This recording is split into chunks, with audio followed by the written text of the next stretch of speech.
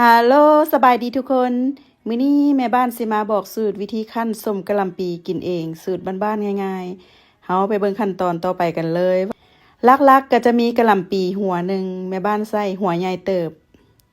แม่บ้านจะบ่สั่งว่าจักกิโลบ่จักขีดหั้นนะ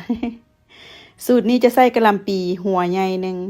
เฮาก็จะมาซอยประมาณนิ้วมือหนึ่งจะบ่ซอยมุนปานใดเด้อพี่น้องเอ้ย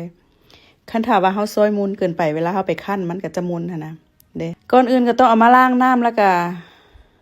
ล้างให้สะอาดแล้วเนาะแล้วแม่บ้านจะแช่น้ำเกลือประมาณชั่วโมงหนึ่งเด้อเฮาแช่น้ำเกลือเพื่อว่ามันจะให้กะหล่ำปีอ่อนบัดเวลาเฮาคั่นเฮาไปคั่นเฮาก็จะง่ายๆหั่นนะแม่บ้านใส่เกลือประมาณ3บวงตักกินเด้อแล้วจะใส่หอมบัวเพื่อว่าเพิ่มสีสันหั่นนะมักหลายก็ใส่หลายเด้อแต่ว่าแม่บ้านหั่นใส่ประมาณกำหนึ่งแล้วมาเบิ่งขั้นตอนต่อไปกันเลยเนาะก่อนอื่นก็ต้องตั้งน้ำให้ฟดเนาะเอาเกลือใส่สิไข่กระเทียมใส่แม่บ้านสิต้มประมาณ30นาทีเนาะเพื่อให้มันสุกหูหมูก็ประมาณ5หูหลังจาก30นาทีแล้วก็เฮาก็จะเอาไปเอาไปก็จะซอยเอาบางหน่อยนึงค่ะนะพวกเจ้าเอ้ยซอยประมาณนี้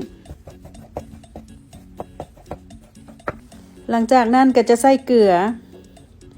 แม่บ้านจะใส่เกลือประมาณ1บวงเนาะเฮาจะมาคนจะมาคั่นเพิ่นเพื่อให้ล้างความคาวความอย่างนั้นนะจะบ่เมือกค่ะนะถ้าบ่จังซั่นมันจะเป็นเมือกเลยเพราะว่ามันจะเหนียวค่ะนะเด้เฮาไปกินโดนได้มันจะบ่บูดง่ายนะพวกเจ้าเราต้องล้างให้สะอาดชั่วโมงนึงผ่านไปเฮาก็จะมาล้างน้ำเกลือออกพี่น้องเอ๋ยเด้เฮาเห็นว่ากะหล่ำปีเฮาก็จะอ่อนจะบ่แข็งคือเก่าหั่นนะ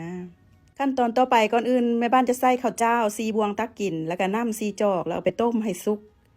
จะใส่แต่น้ำข้าวหั่นนะพี่น้องเอ๋ยจะบ่ใส่โตเป็นข้าวเลย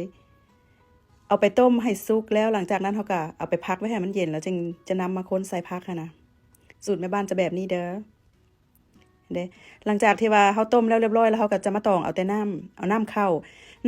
เฮาเอาไปคั่นส้มพักน่ะมันจะช่วยปะไว้ให้ส้มพักเฮาไว้กินดนแล้วบัดนี้เฮาจะมาค้นกันเลยมาปรุงกันเลย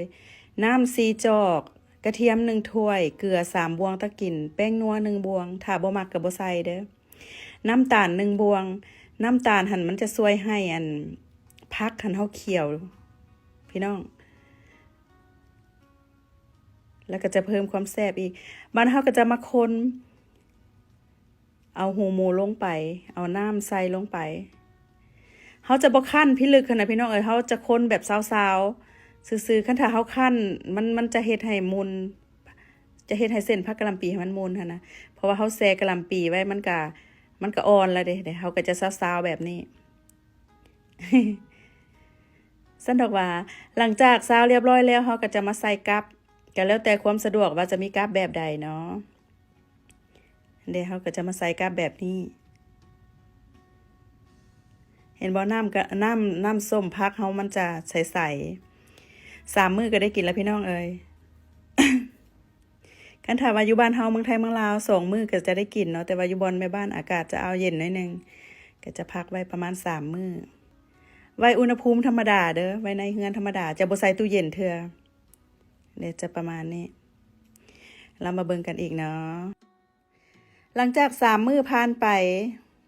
เขามาเบิ่งสมพักกะหล่ำปีว่ามันจะเป็นแบบใดเห็นบ่